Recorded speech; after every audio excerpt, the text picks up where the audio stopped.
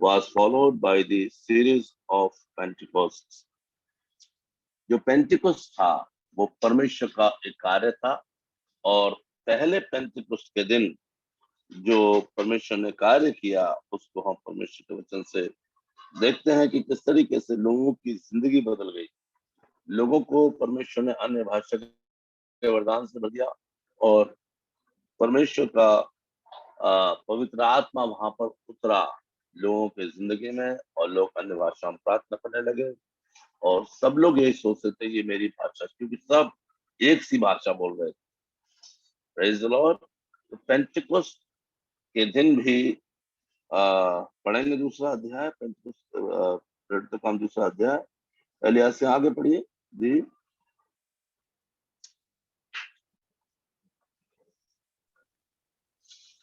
जब पेंटिकोस्ट का दिन आया तो वे सब एक इकट्ठे थे।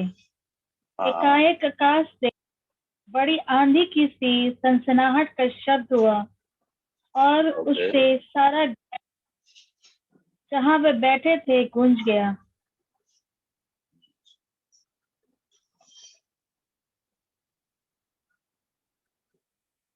ओके, तो पेंटिकोस्ट के दिन जो हुआ उसे कई बार पेंटिकोस्ट के दिन जो हुआ उसके लिए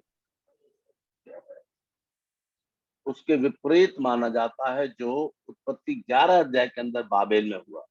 आप मालूम बाबेल में क्या हुआ? बाबेल के अंदर जब वो मीनार बना रहे थे तो वहां पर क्या हो गया? भाषा का गड़बड़ हो गया। भाषा में क्या हो गया? कोई एक दूसरे की भाषा नहीं समझ रहा था, और वो लोग क्या कर रहे थे, उसको बाबेल की मीनार को जो बना रहे थे उसको बनाना उन्होंने बंद कर दिया। जो उन्होंने प्लान किया था कि हम एक इतना ऊंचा मीनार बनाएंगे जो परमेश्वर से बात करे, तो वहां क्या हो गया?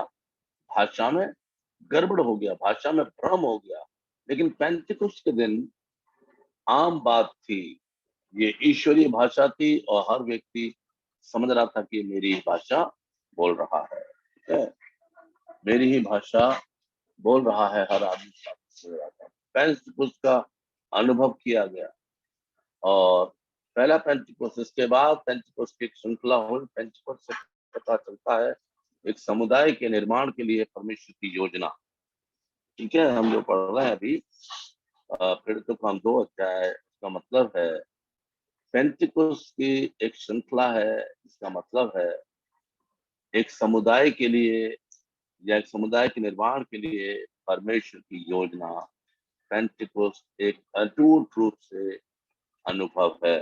आप देख सकते हैं इसको, एक समुदाय के निर्माण के लिए परमेश्वर की योजना पेंटिकोस्ट भी अटूट रूप से संबंधित है।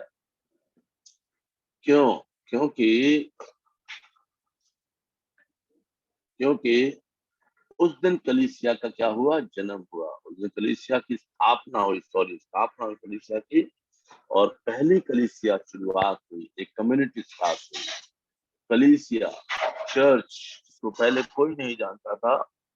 पहले आराधनालय में प्रार्थना होती थी, सिनागोग के अंदर प्रार्थना होती थी, यहूदी टेम्पल के अंदर लोग जाके प्रार्थना करते थे। और लेकिन यहाँ पर क्या है, परमेश्वर ने हर व्यक्ति को परमेश्वर का मंदिर बना दिया।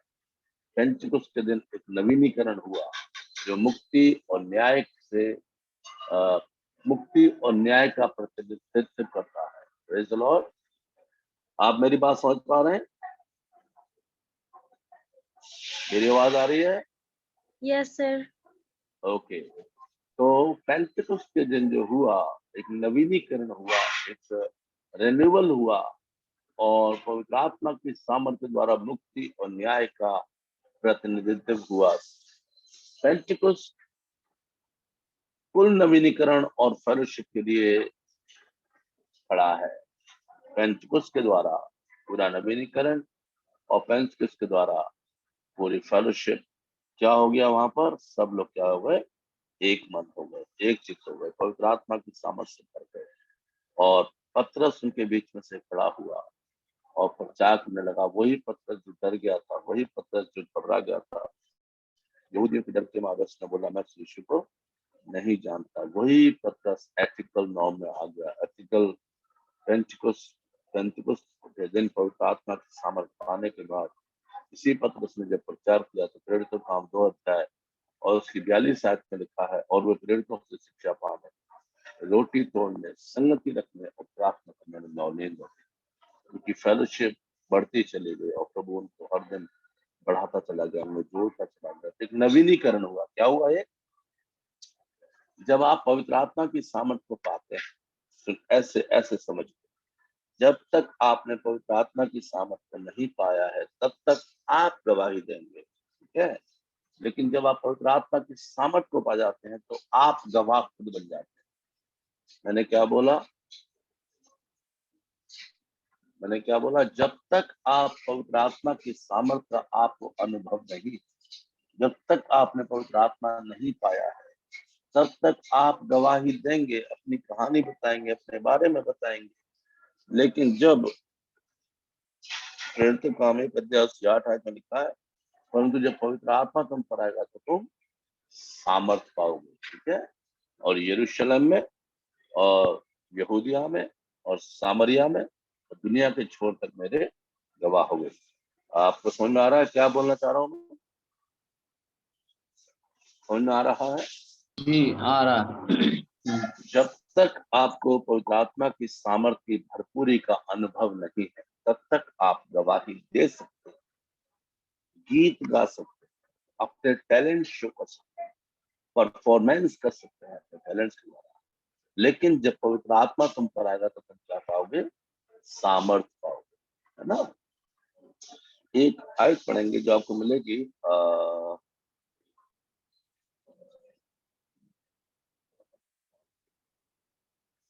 एक नहीं बताता हूँ मैं आपको।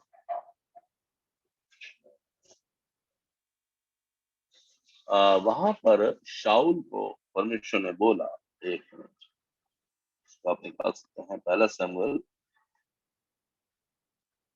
और उसका 10वां अध्याय, शायद मैं एक मिनट में निकाल लूं। 1 शमूएल और उसका 10 का 16, शायद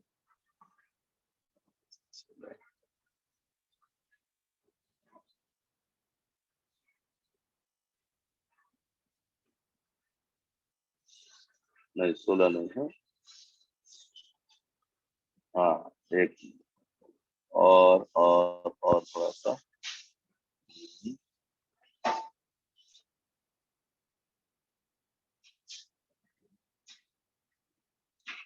क्या मन परिवर्तन हो गया? हाँ हाँ मन परिवर्तित हो गया। हाँ जी। कौन सी आयत है?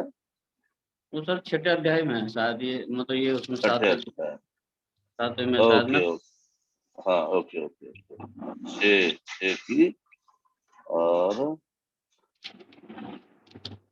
नहीं 6वें अध्याय में, 6वें 5।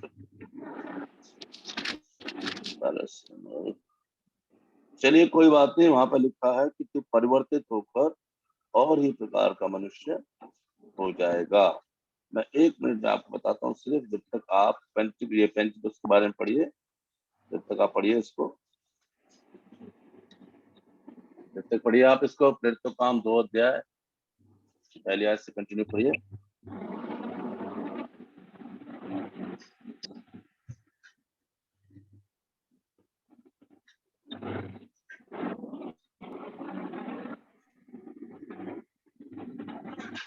जी,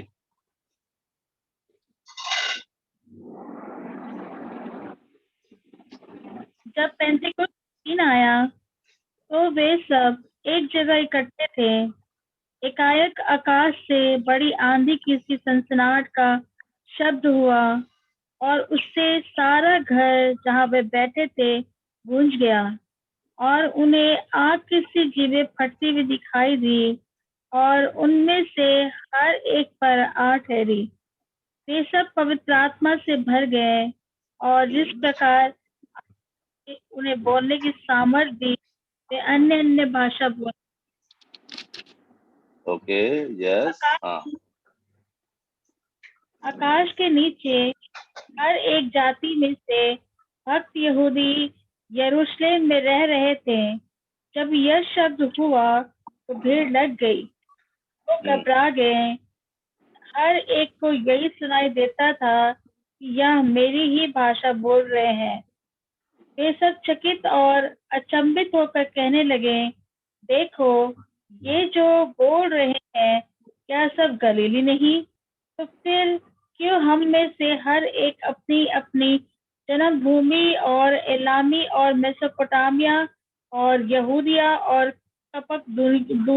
दुकिया और पिंतुस और आसिया और फिलिपिया और कप्पादोकिया और मिस्र और लीबिया देश से जो पूरे आस है, इस सब देश रहने वाले और पारसी और यहूदी और यहूदी करने वाले खेत्री और अरबी भी हैं, परंतु अपनी अपनी भाषा में उनमें परमेश्वर के बड़े बड़े कामों की चर्चा सुनते हैं।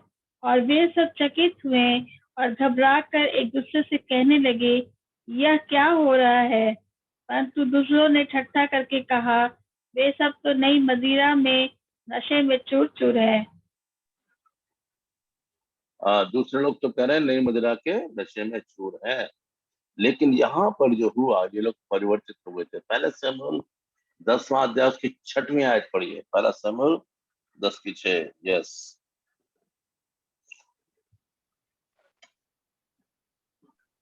तब यहोवा का आत्मा तुझ पर बल से उतरेगा और तू उनके साथ होकर नबूवत करने लगेगा और तू परिवर्तित होकर और ही मनुष्य हो जाएगा। तू परिवर्तित होकर और ही मनुष्य हो जाएगा। हालेलुया।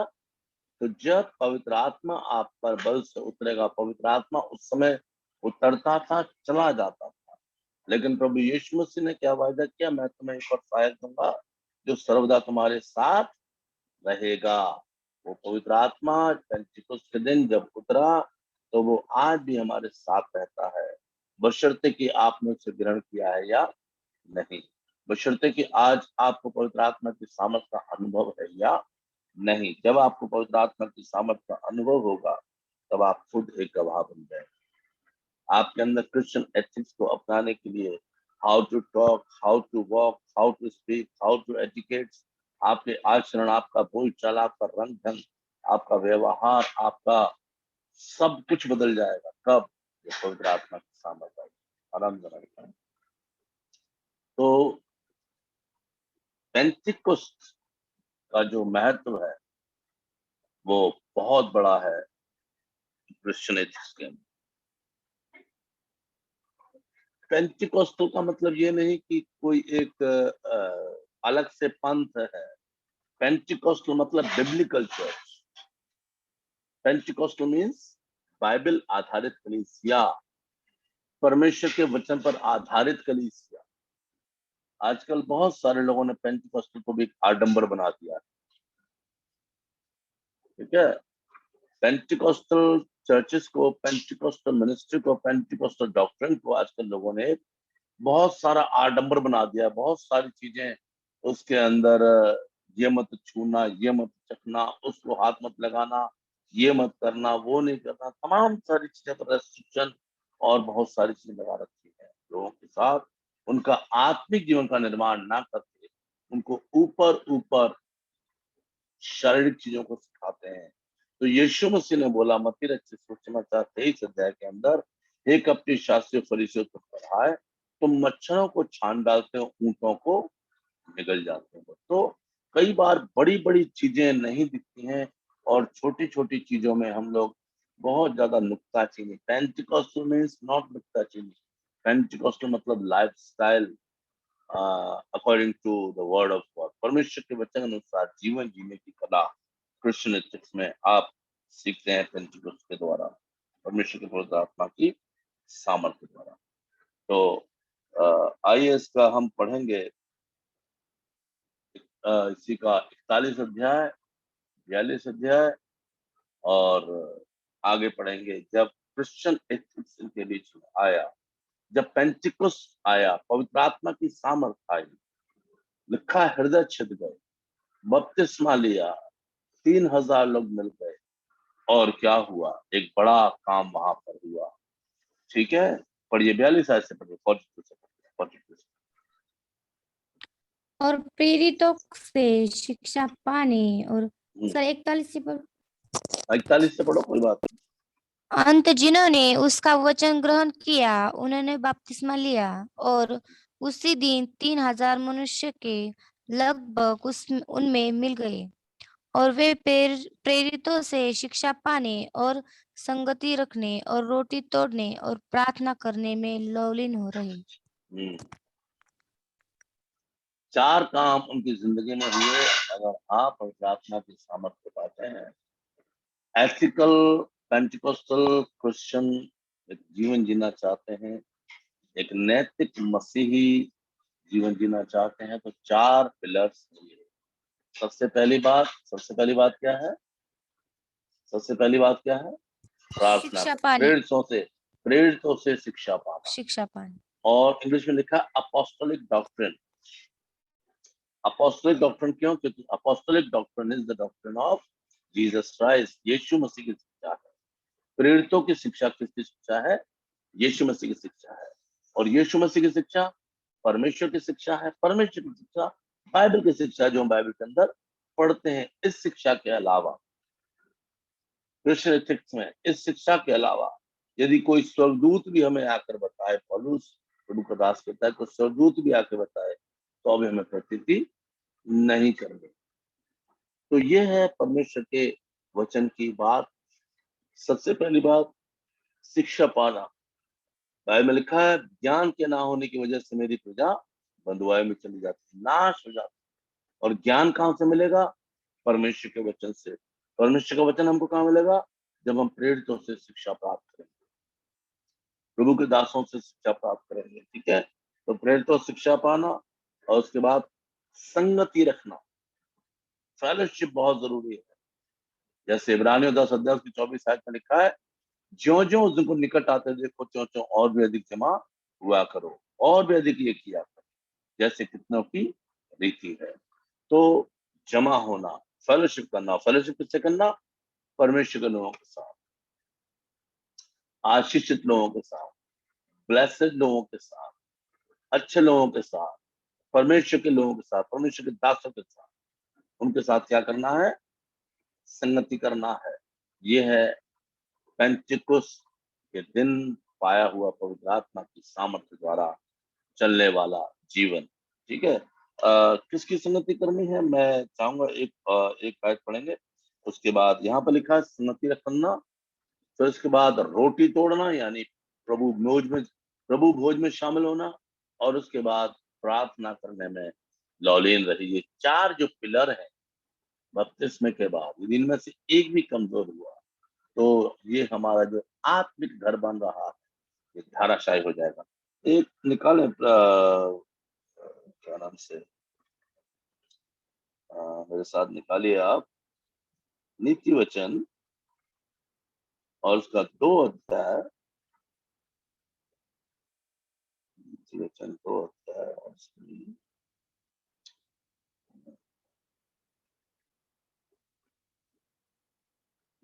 2 अध्याय और उसकी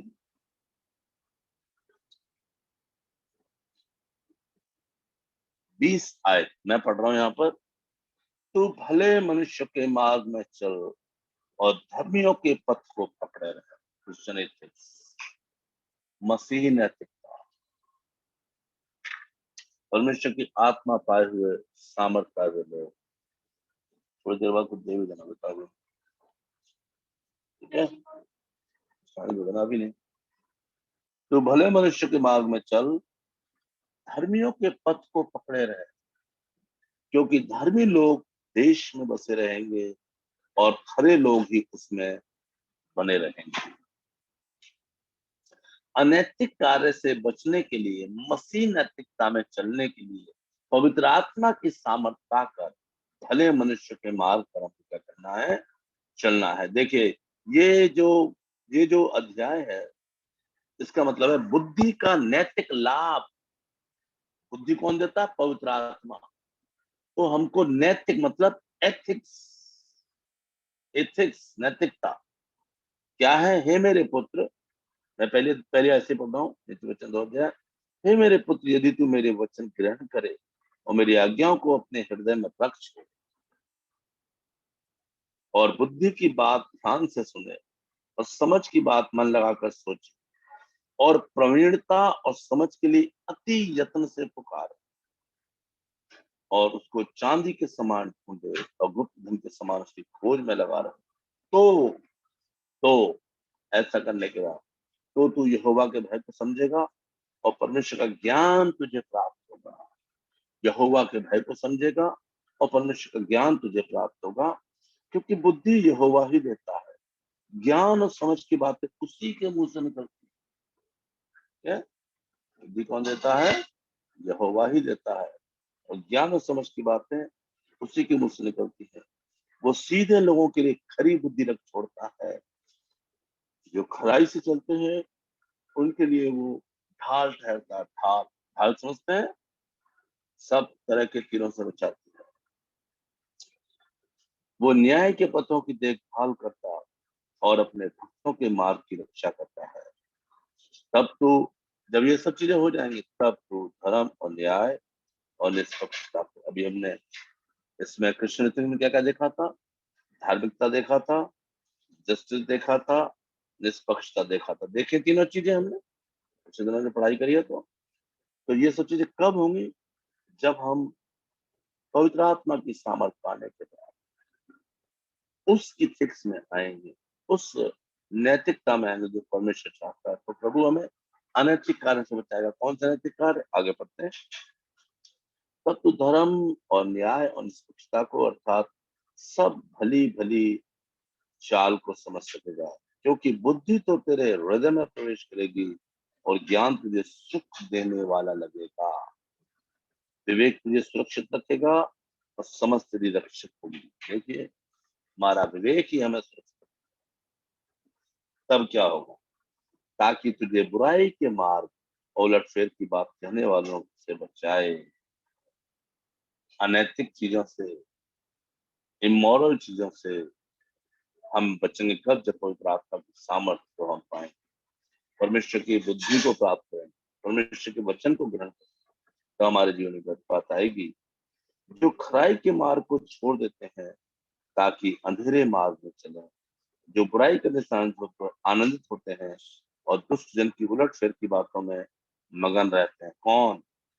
जिनको परमेश्वर के वचन से कोई लेना देना नहीं है, परमेश्वर की जो बुद्धि प्राप्त करने की कोई मतलब नहीं है उनको सिर्फ अपने जीवन में अपने हिसाब से चलने की जरूरत है। इसका मतलब वो सिर्फ एक नॉमिनल क्रिश्चियन है, नामधारी क्रिश्चियन। ठीक है? उसके बाद जिनकी चाल टेढ़ी मेढ़ी और जिनके मार्ग बिगड़े हुए, तब वो सब चीजों, तब तो पराई स्त्री से भी बचेगा जो चिकनी चुपड़ी बातें बोलती है, अनैतिक कार्यों से और व्यभिचार से प्रभु बचाएगा, क्योंकि आपका हृदय पवित्र आत्मा का मंदिर बन जाएगा। तो पेंटिकुस्त के दिन जो हुआ और बाबिल की मीनार के दिन जो हुआ, उस दिन भी भाषाएं गड़बड़ हुई, उस दिन भाषाएं बदली, पर उस दिन क्या हो गया? सब स्कैटर हो गए, बिखर गए, सब फैल गए। लेकिन पेंटिकुस्त के दिन क्या हुआ? सब एकजुट हो गए, एक जगह जमा हो गए, क्योंकि वहां पवित्र आत्मा की सामर्थ स्वर्ग से उतरी और अपने जवानी के साथी को छोड़ देती, और जो अपने परमेश्वर की वाचा को भूल जाती, उसका घर मृत्यु के ढान पर है, उसकी डगरें मरेओं के बीच पहुंचती हैं।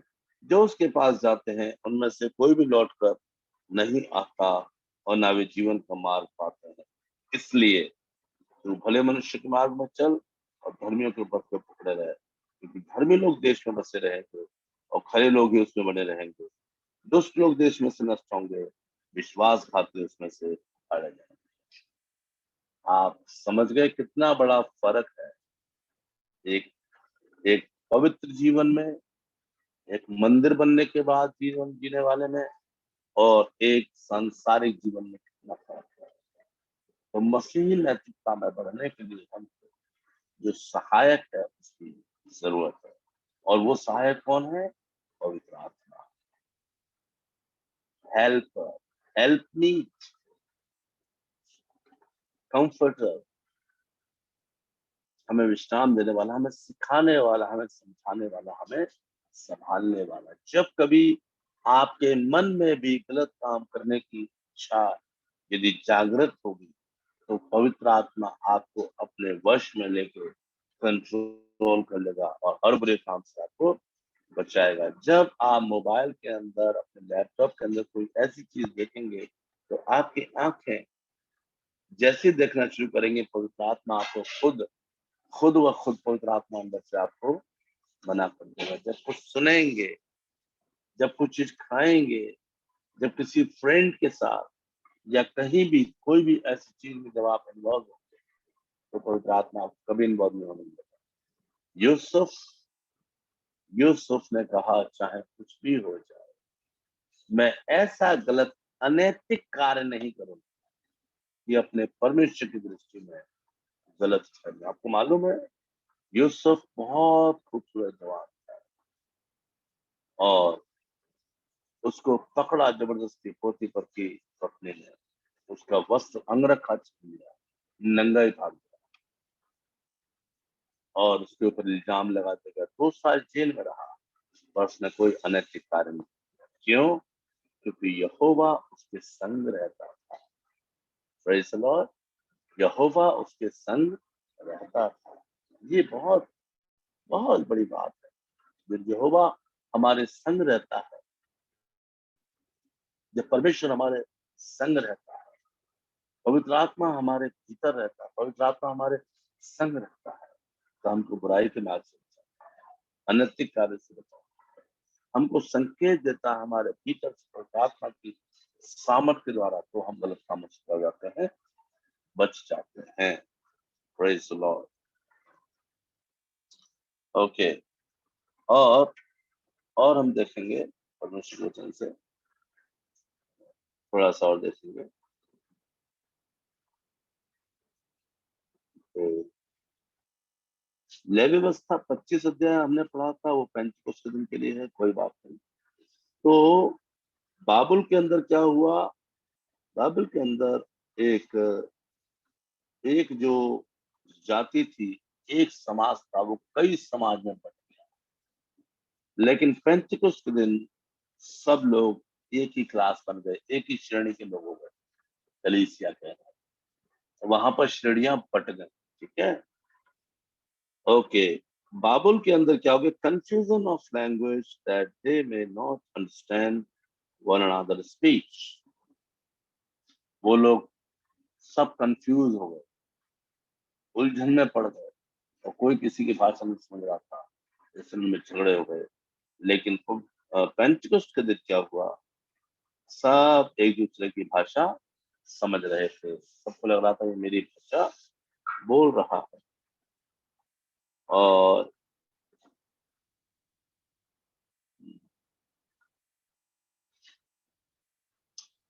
परमेश्वर ने वहां पर मनुष्य की गलत नीतियों की वजह से मनुष्य को पूरी धरती पे क्या कर दिया? बिखरा दिया, और परमेश्वर के उस प्रेम को मनुष्य ने क्या कर दिया? और खो दिया। उनकी योजना तो अच्छी थी, उनका एकजुटता भी अच्छी थी, लेकिन उनका मकसद ठीक नहीं।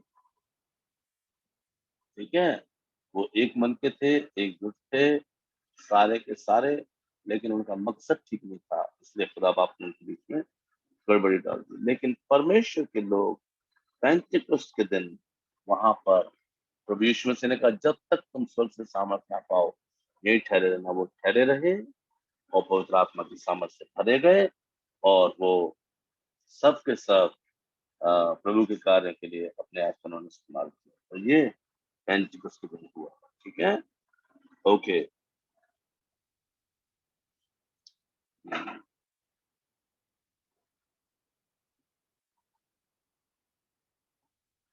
The Pentecost keep the idea of, आप निकालें प्रेरित काम 2 अध्याय उसकी 43 से 47।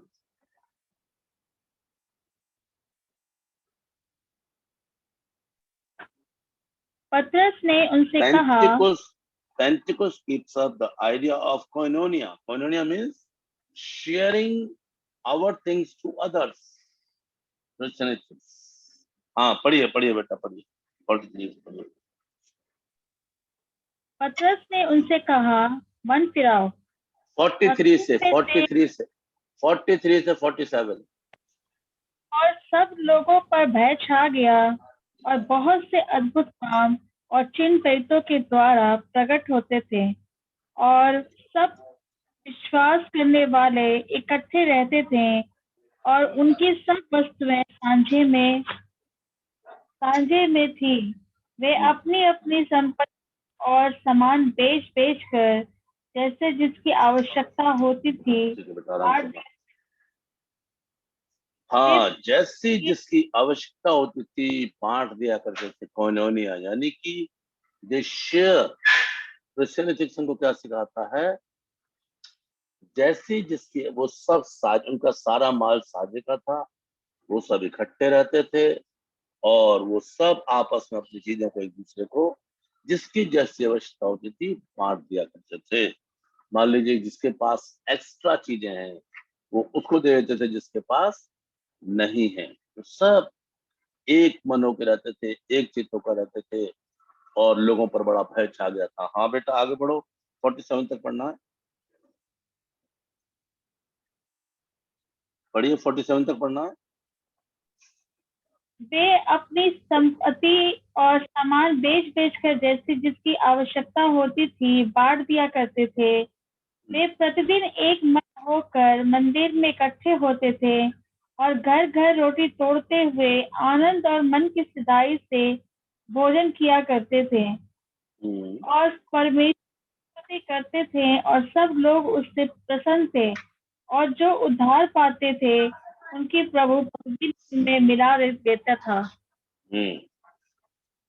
सब लोग उनसे प्रसन्न थे जो उद्धार पाते थे, प्रभु उनसे मिला देता था। प्रेज लॉर्ड शरण, आराम जाना बाबू, ठीक है। तो यहाँ पर क्या हुआ, एक अलग प्रकार का काम हुआ, अभी तक ऐसा नहीं हुआ था। पवित्र आत्मा की सामर्थ्य पाने के बाद पवित्र आत्मा ने उनको क्या सिखाया, sharing is caring, sharing is caring. We need to share our things to others. जो बांटना, अपनी चीजें लोगों को देना, जरूरत से ज्यादा जो चीजें हैं लोगों को दे देना ताकि वो भी इस्तेमाल कर सकें। और 4 अध्याय उसकी 32 से 35 तक पर पढ़िए। 4 अध्याय विश्वास करने वालों की मंडली एक चित्त और एक मन की थी। यहाँ तक कि कोई भी अपनी संपत्ति अपनी नहीं करता था, परंतु सब कुछ साझे में था। प्रेरित बड़ी सामर्थ्य से प्रभु यीशु के जी उठने की गवाही देते रहे और उन सब पर बड़ा अनुग्रह था। उनमें कोई भी दरिद्र न था, क्योंकि जिनके पास भूमि या घर थे वे उनको बेच बेच कर बिकी हुई वस्तुओं का दाम लाते और उसे प्रेरितों के पांव पर रखते थे।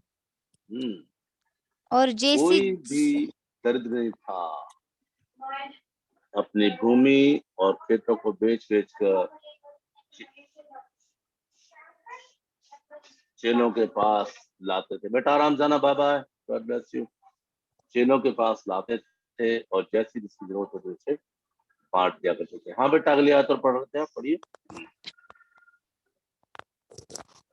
और उसे प्रेरितों के पांव पर रखते थे और जैसी जिसकी आवश्यकता होती थी उसके अनुसार हर एक को बांट दिया करते थे। यूसुफ बस नहीं। क्या आज के युग में ये सब हो सकता है? जवाब दीजिए। आप क्या सोचते हैं आज के इस मॉडर्न एज में क्या ऐसा हो सकता है? हो सकता सर, हो सकता है, हो सकता है, सब कुछ संभव है, क्यों नहीं हो सकता, लेकिन नहीं होता है। नहीं होता है। आज क्या है, 3 अध्याय की पहले आयत। और ये जान तक कि अंतिम दिनों में कठिन समय आएंगे। सबसे पहली बात लिखियो कि मनुष्य अपस्वार्थी, सेल्फिश हो गए आज के। पवित्र आत्मा पाए हुए लोग, पवित्र आत्मा की सामर्थ्य जीवन बिताने वाले लोग, उनके एक्ट नहीं बताते कि पवित्र आत्मा की सामर्थ्य पाए हुए लोग हैं। लेकिन हम कुछ बोल नहीं सकते ना किसी के लिए, ना आप बोल सकते ना मैं बोल सकता, ना आप मेरे लिए बोल सकते ना मैं आपके लिए बोल सकता, क्योंकि हम जज नहीं। न्यायी परमेश्वर है, नापने वाला परमेश्वर है, नापने की डोरी उसके हाथ में है, मेरे आपके हाथ में नहीं। तो आज हम दावा करते हैं कि हम पवित्र आत्मा की सामर्थ पाए हुए विश्वासी हैं, लेकिन क्या ये वाला जीवन जी सकते हैं? आज जो दरिद्र है वो बहुत दरिद्र है मसीहत में भी, क्षमा कर दीजिएगा। आज मसीहों में जो दरिद्र है वो बहुत दरिद्र है, और जो हाई क्लास अमीर है वो बहुत अमीर है। वो अपने बारे में सोच रहा है, क्या मेरे पास आज मारुति की गाड़ी है तो कल मेरे पास होंडा की गाड़ी, अगले दिन मेरे पास पजेरो हो, मेरे पास ये हो, मेरे पास बिल्डिंग 1 2 3 4 5 कितनी सारी बिल्डिंग, इतना सारा अपार पैसा है। मैं डेली अपने बच्चों के साथ KFC और मैकडी में खाना खाते हैं। बहुत से लोग हैं जिनके घर में किचन ही नहीं है। हेलो, मैं प्रभु के लोगों की बात कर रहा हूँ, संसार के लोगों की बात नहीं कर रहा। बहुत से लोग हैं जिनके घर में किचन है ही नहीं, अगर है भी तो कभी कभार खाना बनता है, बाकी डेली बाहर से खाना आता है। उन बच्चों को लेकर डेली घूमने जाते हैं। उनके बच्चों के पास गैजेट्स हैं, एप्पल का iPad, iPod, Apple phone, Apple mobile. वो ऐसे खेलते हैं जैसे हमारे बच्चे ये खिलौनों से खेलते। तो आज बहुत डिफरेंस है, and they are saying that we are living according to the holy spirit. वो इस बात का दावा करते हैं कि हम पवित्र आत्मा की सामर्थ्य में जी रहे हैं। पवित्र आत्मा की सामर्थ्य जीने वाले लोगों का जीवन प्रेरित काम 4 अध्याय और 32 आयत से, कौन सी आयत से पढ़ा था हमने? 32 से 35। कोई अपनी चीज को अपनी नहीं कहता था, कोई दर्द नहीं था, सब बराबर थे। मेरे प्यारे अजीजों, मसीही नैतिकता में आज इस बात के लिए हमें दुआ करनी है। सचमुच जो इब्तदाई कलीसिया, जो फर्स्ट सेंचुरी चर्च था, जो पहली सदी कलीसिया, उस कलीसिया की स्मान यदि मैं और आप हम सब मिलकर के सेवा करें तो प्रभु का कार्य प्रतिदिन बढ़ेगा। परसिक्यूशन तो आएगा, सताव तो आएगा, ये तो हमारा ट्रेडमार्क है, सताव तो आएगा, लेकिन सब कुछ को सहते हुए जो प्रभु की खिदमत करेंगे तो परमेश्वर का राज्य बढ़ेगा, जरूर बढ़ेगा। ये हो नहीं सकता कि परमेश्वर का राज्य ना बढ़े। जब ऐसा हो, घर घर रोटी तोड़ना, मन की सिधाई से भोजन करना, सब चीजें साझे की करना, जिसके पास एक्स्ट्रा है, जिसके पास नहीं है उसको ला कर देना, तो ये हमारे जीवन का जब मकसद होगा तो हम एक अलग प्रकार के मसीही बन जाएंगे और परमेश्वर में हमारी अगुवाई करेंगे। Okay, the Christian idea of communism is the expression of the very being of God.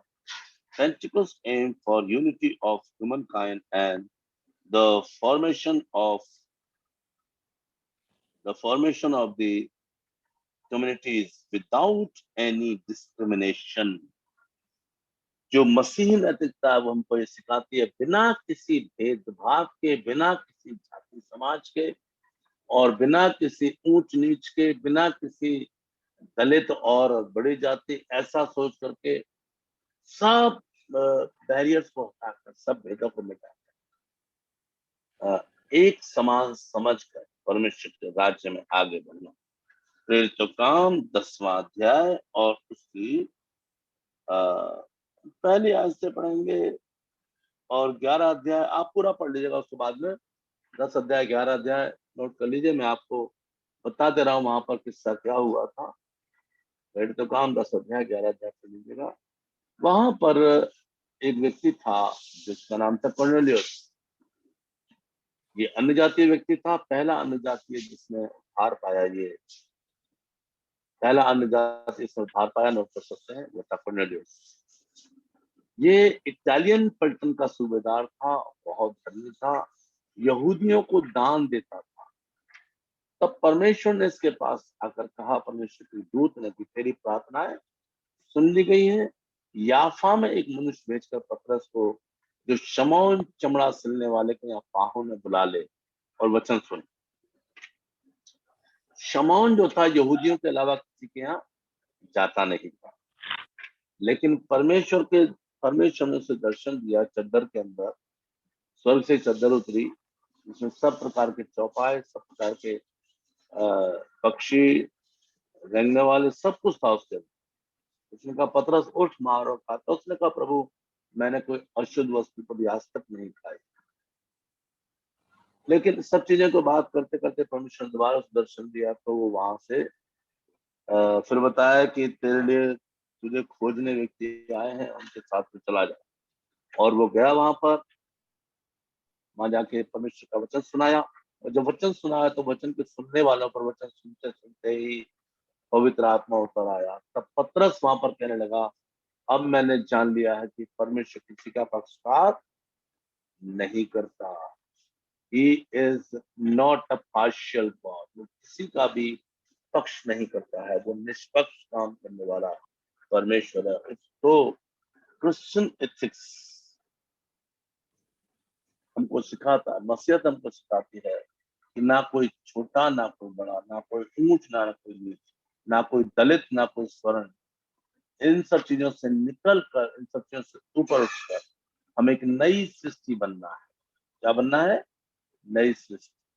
जो मसीह में है वो नई सृष्टि है। कोई दलित नहीं, कोई शूद्र नहीं, कोई एससी नहीं, कोई एसटी नहीं, कोई माइनॉरिटी नहीं, कोई हाई कास्ट नहीं, कोई लो कास्ट नहीं। मसीह में सब एक है। मसीह में सब क्या है? परमेश्वर की संतान और नई सृष्टि। तो ये है कृष्ण एथिक्स। आज भी बहुत सारे लोग, मसीह लोग, विश्वासी लोग जाति समाज के पीछे पड़े, वो बड़ी बड़ी जातियों से आए हुए, वो छोटी जातियों में सेवा नहीं करते। आज भी उनके अंदर से वो मेंटेलिटी खत्म नहीं हुई। आज भी जो छोटी जाति के लोग हैं, वो बड़ी जाति के लोगों से बात करने में डरते हैं, उन्हें डर लगता है। समझ रहे हैं आप? दोनों तरफ बातें हैं, दोनों तरफ है। लोगों को डर लगता है कि हमारी पता नहीं सुनेंगे या नहीं सुनेंगे। तो इन सब चीजों को हृदय से निकाल कर हमको आगे बढ़ना है। तब परमेश्वर क्या करेगा? हमारी अगुवाई करेगा, और कॉर्नेलियस के घर के समान बहुत ही जिंदगियां बदलेंगी और लोग प्रभु के पास आएंगे। 10वां अध्याय उसकी 9 आयत से 16 आयत तक पढ़ेंगे। प्रेरितों का काम 10वां अध्याय। The vision was shows to apostle Peter through magnificent vision. Peter did not understand the importance of the non-Jews. पतरस इस बात को नहीं समझा था कि जो गैर यहूदी लोग, वो भी परमेश्वर की दृष्टि में उतने ही महत्वपूर्ण हैं जितने कि यहूदी लोग महत्वपूर्ण है। लेकिन बाद में वो उसकी समझ में आया जब उसने वहां प्रचार किया। तो ओके, क्योंकि परमेश्वर ने मनुष्य को अपने स्वरूप में और अपनी समानता में बनाया। प्रेरितों का काम 10 अध्याय उसकी 34 आयत को पढ़िएगा।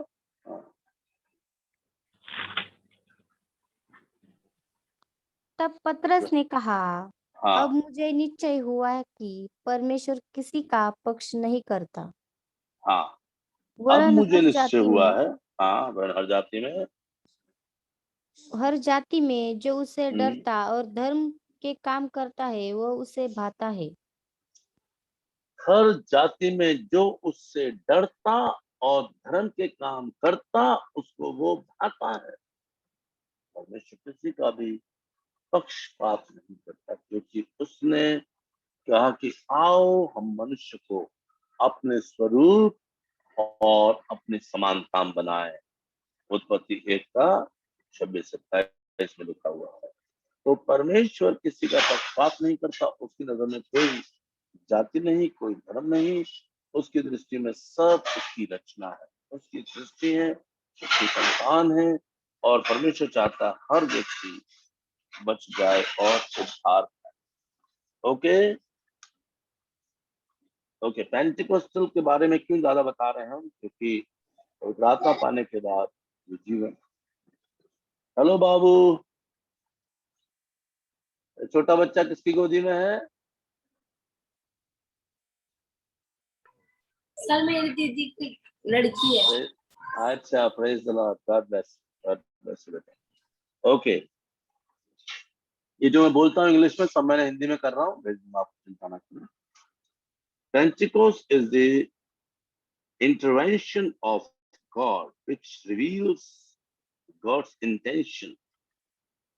पेंटिकोस्ट जो है परमेश्वर की ओर से इंटरवेंशन, यानी बीच में आई हुई बात है, जो परमेश्वर की परमेश्वर की मनसा को मनुष्य के ऊपर प्रकट करता है। This is containing fact, it challenge us to the time. If we are not challenged, we will not have the Pentecost experience. हमें इस चुनौती को स्वीकार करना है, और अगर हम चुनौती को स्वीकार नहीं करेंगे तो हमारे पास पवित्र आत्मा का या पेंटिकोस्ट का कोई भी अनुभव नहीं हो पाएगा। हमें इसको स्वीकार करना है। It was okay, Pentecost provides a clear guidance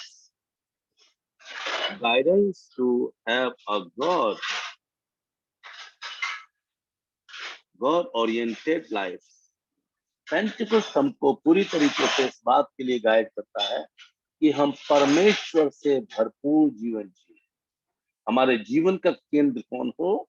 प्रभु यीशु मसीह हो। ओके, आइए अगला पॉइंट देखेंगे हम, पॉइंट नंबर 8। ये 7वां पॉइंट था पेंटिकोस्ट वाला, अब 8 नंबर पॉइंट देखेंगे। The insight from the Deuteronomical code for Christian ethics. व्यवस्था विवरण के अनुसार मसीही नैतिकता की अंतर्दृष्टि,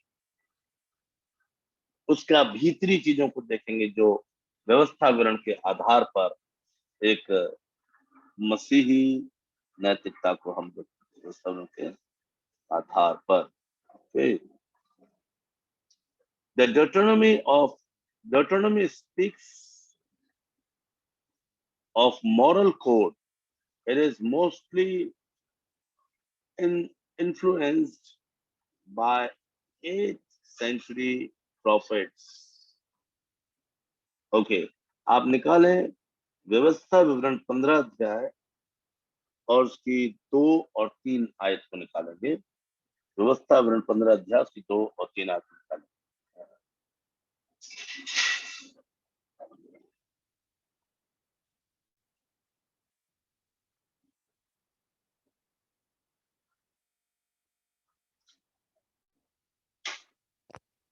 अर्थात जिस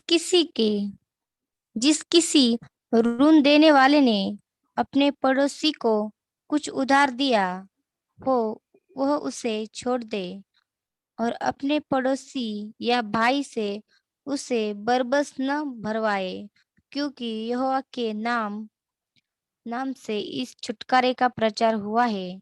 परदेशी मनुष्य से तू उसे बरबस भरवा सकता है, परंतु जो कुछ तेरे भाई के पास तेरा हो, उसे तू बिना भरवाए छोड़ देना। बिना भर पाए छोड़ देना। ठीक है, तो ये एक फिर से पढ़ो बेटा, फिर से पढ़ो, देखो आपको समझ में आएगा। फिर से पढ़ो। 2 से पढ़ो सर। हाँ, दोबारा पढ़ो इसी को।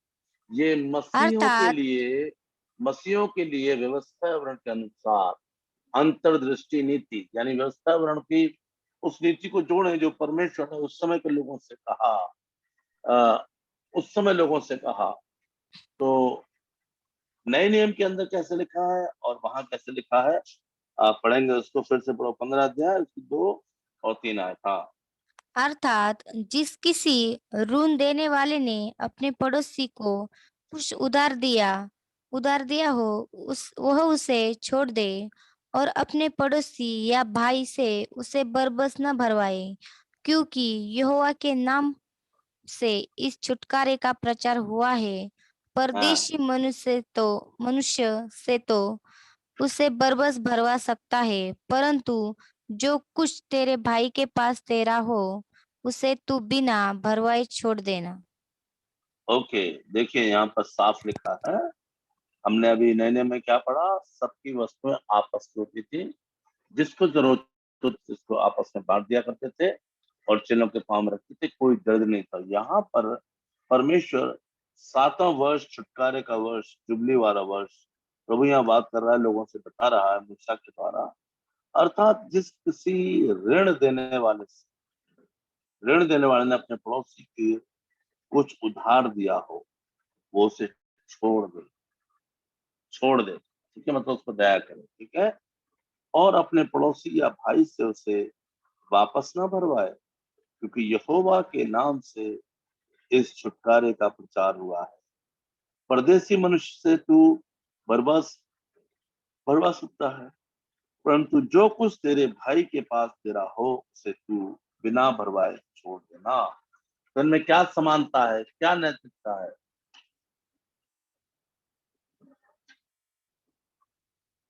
विश्वासियों की मंडली क्या रहती थी? इकट्ठी रहती थी, और वो सब एक दूसरे की चिंता करते थे। जिसकी जैसी जरूरत होती है उसको बांट दिया करते थे। किसको? विश्वासी विश्वासी को। जो प्रभु में आता था वो व्यक्ति क्या हो जाता था? उनका सहकर्मी हो जाता था, उस फेलोशिप में आ जाता था, और वो ऐसा किया करते थे। ठीक है, इतना अवश्य है कि तू अपने परमेश्वर यहोवा की बात चित्त लगाकर सुने और इन सारी आज्ञा को मानने में जो मैं तुझे आज सुनाता हूँ चौकसी करे। तब तेरा परमेश्वर यहोवा अपने वचन के अनुसार तुझे आशीष देगा और तू बहुत जातियों को उधार देगा, परंतु तुझे उधार लेना ना पड़ेगा। और तू बहुत जातियों पर प्रभुता करेगा, परंतु वे तेरे ऊपर प्रभुता करने ना पाएंगे। नए नियम में क्या देखा? सब लोगों पर बड़ा भय छा गया। ठीक है, सब लोगों पर बड़ा भय छा गया और प्रभु प्रतिदिन को इनसे क्या करता था? मिला दिया करता था। ठीक है, तो हमने पढ़ा इस बात को। दूसरों से सबत के दिन के पालन से संबंधित आज्ञा में विश्राम करें और नौकरों और जानवरों के लिए जगह ढूंढो। अजनबी भी शामिल है उसमें। व्यवस्था 5 अध्याय उसकी 14 आयत पढ़े।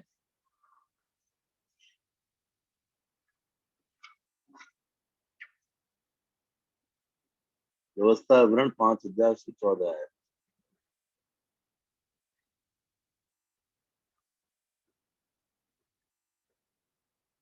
There are number of law determinable care of foreigners।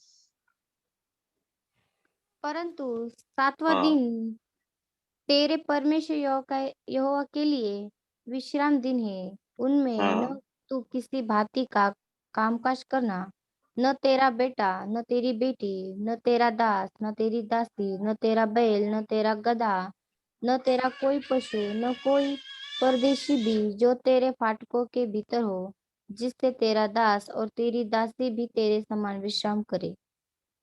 ये है व्यवस्था विवरण के अनुसार शब्द के दिन को मानने के लिए, विश्राम दिन को मानने के लिए, कि उस दिन सबको आराम करना है, चाहे कोई भी हो, चाहे वो जानवर हो, चाहे सेवक हो, चाहे परदेसी हो, सब उसमें क्या करें? विश्राम करें। ये परमेश्वर की आज्ञा थी। और उसके बाद 15 अध्याय की 1 आयत से 11 आयत तक जब पढ़ेंगे तो वहां लिखा है, 7 साल में एक बार सभी देनदार अपने कर्ज से मुक्त हो जाते हैं और प्रतिज्ञाएं लौटा दी जाती हैं। जब साथ ही देश लोगों को मदद की जरूरत है, उन्हें बिना ब्याज की कर्ज दिया जाए। ये परमेश्वर की ओर से नियम था कि 7वें वर्ष सब ऐसे ही छोड़ देना। आप बाद में पढ़ लेना 15 अध्याय 1 आयत से 11 आयत व्यवस्थावरण में। और जिसको दिया है उससे उधार वापस मत मांगना। भौतिक वस्तुओं की कमी के लिए समाज में एक व्यक्ति को भुगतना होगा। तीसरी बात, जो नवविवाहित है उसे लेने के लिए मजबूर ना किया जाए।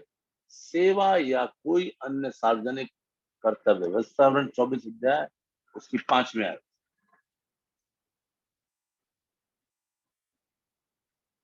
व्यवस्थावरण 24 अध्याय की 5वीं आयत को पढ़ेंगे। जिस पुरुष का हाल ही में विवाह हुआ हो, वह सेना के साथ न जाए और न किसी काम का भार उस पर डाला जाए। वह वर्ष भर अपने घर में स्वतंत्रता से रहकर अपनी ब्याही हुई स्त्री को प्रसन्न करता रहे। देखिए, न्यूली मैरिड कपल के लिए भी कितना अच्छा कानून था। अभी तो आप शादी करने के बाद 1 वर्ष तो खैर आप एंजॉय नहीं कर सकते। 1 वर्ष के लिए तो आप नहीं कर सकते। ज़्यादा से ज़्यादा 15 दिन छुट्टी लेते हैं लोग। कुछ लोग 1 महीने छुट्टी लेते हैं अपने शहद चांद पर जाने के लिए। समझ में आया मैंने क्या बोला? शादी के बाद शहद चांद पर जाने के लिए। शहद चांद कितने लोग समझते हैं?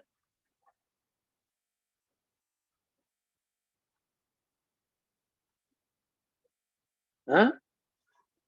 जिनकी शादी हो गई है, जिनकी शादी होने वाली है। शादी के बाद विपिन भाई शहद चांद के लिए जाओगे? कौन कौन यहाँ पर अभी बेटियां भी हैं? शहद चांद समझते हो? अरे हनीमून। आप लोग इतना क्यों सोच रहे हो भाई? शहद मीन्स हनी, चांद मीन्स मून। देखो सबको समझ में आ गया ना? लेकिन यहाँ पर नियम था कि 1 वर्ष तक वो पुरुष कुछ ना भार डाला जाए उस पर, ना कुछ काम करे वो, और वो अपनी पत्नी के साथ खुश रहे। ये पुराने नियम की व्यवस्था थी। ये पुराने नियम में परमेश्वर निर्देश दे रहे हैं किस तरीके से एक नवविवाहित को अपने जीवन को जीना है। उसके बाद उसका 19 और 21 आयत को पढ़ेंगे। इसी की 24 अध्याय की 19 से 21 आयत तक। यहाँ पर लिखा, जब तू अपने पके खेत को काटे और एक पूला खेत में भूल से छूट जाए तो उसे लेने को फिर न लौटना। वो परदेसी अनाथ विधवा के लिए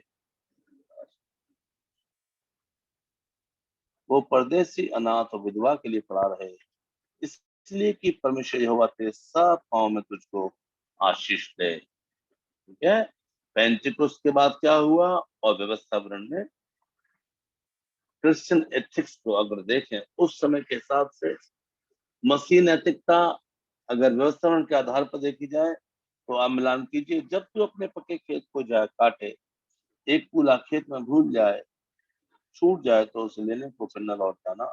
वो परदेसी अनाथ विधवा के लिए खड़ा रहे, इसलिए कि परमेश्वर यहोवा तेरे सब गांव में तुझको आशीष दे। जब तू अपने जलपाई के वृक्ष को झाड़े तब डालियों को दूसरी बार न झाड़ना। वो परदेसी अनाथ विधवा के लिए रह जाए। जब तू अपनी दाख की बारी के फल तोड़े तो उसका दाना दाना न तोड़ लेना। वो परदेसी अनाथ विधवा के लिए रह जाए। और उसको स्मरण रखना कि तू मिस्र देश में दास था, इस कारण मैं तुझे ये आज्ञा देता हूँ। परमेश्वर का प्रेम सबके लिए, पक्षपात रहित प्रेम। परमेश्वर का प्रेम में पक्षपात नहीं है, इसलिए वो सबकी चिंता करता है। परदेशियों की, अनाथों की, विधवाओं की, कंगालों की, सभी की सुधि रखता है। इसलिए उसने नए नियम के अंदर क्रिश्चियन एथिक्स में पवित्र आत्मा पाए हुए लोगों को इस बात को परमेश्वर ने सिखाया और इस बात को उन लोगों ने सीखा कि उनमें से कोई भी दरिद्र नहीं था। क्रिश्चियन मीन्स गरीब आदमी नहीं। क्रिश्चियन का मतलब गरीब आदमी नहीं है। भजन संहिता 37 अध्याय उसकी 25 आयत में लिखा है, प्रभु का दास दाऊद कहता, मैं लड़कपन से लेकर बुढ़ापे तक देखता आया, ना तो कभी धर्मी को त्यागा हुआ, ना उसके वंश को टुकड़े मांगते हुए देखा। कभी आपने रोड पर देखा मांगते हुए, दे दे बाबा यीशु के नाम पर दे दे, देखा किसी को? किसी ने देखा? नहीं देखा। नहीं देखा सर। ना देखेंगे कभी, क्योंकि लड़कपन से लेकर बुढ़ापे तक मैं देखता आया हूँ, ना तो उसके वंश को त्यागा हुआ, ना टुकड़े मांगते देखा। सबके नाम पर मांगते देखा हो आप लोगों? सबके नाम पर, यीशु के नाम पर, क्योंकि जिसके दिल में यीशु है, टिमटिमाती हुई बत्ती या कुचला हुआ सरकंडा भी है, तो भी परमेश्वर उसको नहीं तोड़ेगा। उसको टिमटिमाती बत्ती को ना बुझाएगा, ना कुचले हुए ना उसको वो तोड़ेगा, उसका ये वायदा है। ओके, अगली बात, 5वीं बात, masters who employ hired servants should pay their wages properly. जो लोग किसी सेवक को काम करने के लिए बुलाते हैं, उनकी जो मजदूरी है उनको समय पर मिलनी चाहिए। ठीक है, 24 अध्याय की 14-15 आयत, इसी की 14-15 आयत को पढ़ेंगे हम। और आज इस बात को, कोई मजदूर जो दीन और कंगाल हो, चाहे वो तेरे भाइयों में से हो, चाहे तेरे देश के फाटकों के भीतर रहने वाले परदेशियों में से हो, उस पर अंधेर न करना, कि ये जानकर कि वो दीन है और उसका मन मजदूरी में लगा रहता है। मजदूरी करने ही के दिन सूर्यास्त से पहले तू उसकी मजदूरी देना। ऐसा ना हो कि वो तेरे कारण यहोवा की दुहाई दे और तू पापी ठहरे। मुझे माफ करिए, आजकल मसीह लोग भी कुछ घर में काम करवाते हैं और फिर मान लीजिए व्हाइट वॉश करवाया या कुछ भी काम करवाया, और फिर 5-5 रुपए के लिए लोगों से लड़ते हैं। मजदूर की मजदूरी कल दे देंगे, परसों दे देंगे, ऐसा नहीं होना है। सूरज डूबने से पहले मजदूर की मजदूरी उसके हाथ में होनी चाहिए। ये परमेश्वर का नियम, ये क्रिश्चियन एथिक्स है, ये मसीही नैतिकता है, मसीह लोगों की नैतिकता है कि वो, उनका मॉरल है, उनका मॉडल है कि वो किस तरीके से काम करें। ओके,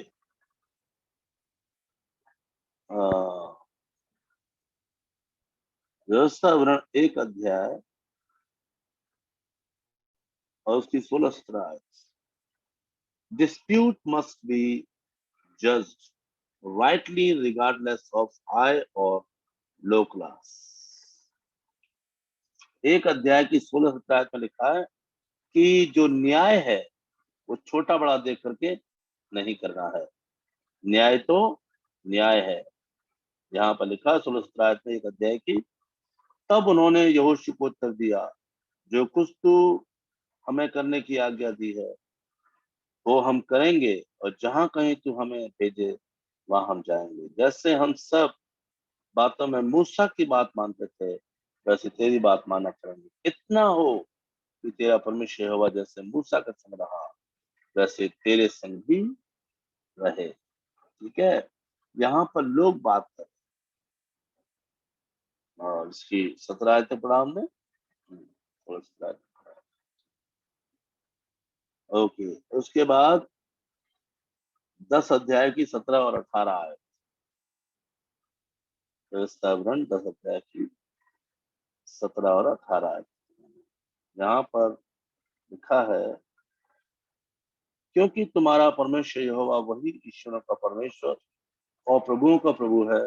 वो महान पराक्रमी और भय योगी ईश्वर है, जो किसी का पक्ष नहीं करता और ना घूस लेता। वो अनाथों और विधवा का न्याय चुकाता और परदेशियों से ऐसा प्रेम करता है कि उन्हें भोजन और वस्त्र देता है। ठीक है, ये है क्रिश्चियन एथिक्स, मसीह नैतिकता। जैसा मसीह यीशु का स्वभाव था, वैसे तुम्हारा भी स्वभाव होने की जरूरत है। 16 अध्याय की 18 से 20 आयत। व्यवस्था विवरण 16 अध्याय की 18 से 20 आयत तक। इसको हम पढ़ के जल्दी से खत्म करेंगे। यहाँ पर लिखा है, तू अपने एक एक गोत्र में से अपने सब फाटकों के भीतर जिन्हें परमेश्वर यहोवा तुझको देता है, न्यायी और सरदार नियुक्त कर देना, जो लोगों का न्याय धर्म से किया करें। तुम न्याय न बिगाड़ना, तो ना तो पक्षपात करना, ना तो घूस लेना, क्योंकि घूस बुद्धिमान की आंखें अंधी कर देती है और धर्मियों की बातें पलट देती है। घूस, ठीक है। और इसके बाद एक पॉइंट और है, 7वां पॉइंट, उसको हम अगले दिन देखेंगे। उसके बाद हम जुबली देखेंगे। तो परमेश्वर का धन्यवाद, आज हमने बहुत कुछ सीखा पवित्र वचन से पेंटिकुस्त के बारे में।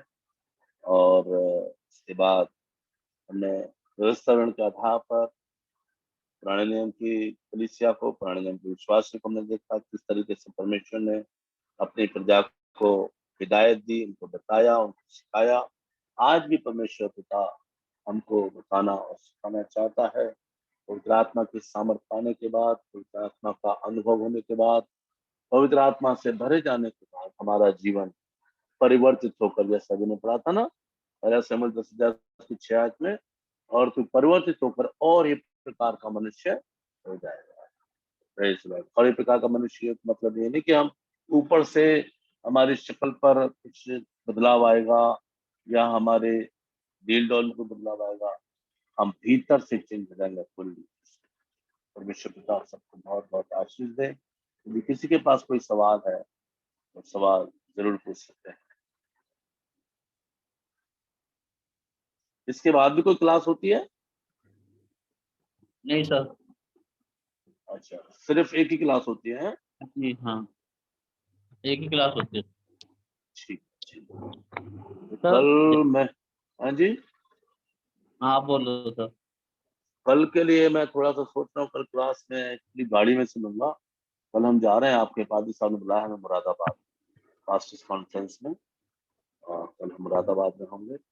जो लोग मुरादाबाद में होंगे वो हमसे आके वहाँ पास्टर्स कॉन्फ्रेंस में मिल सकते हैं।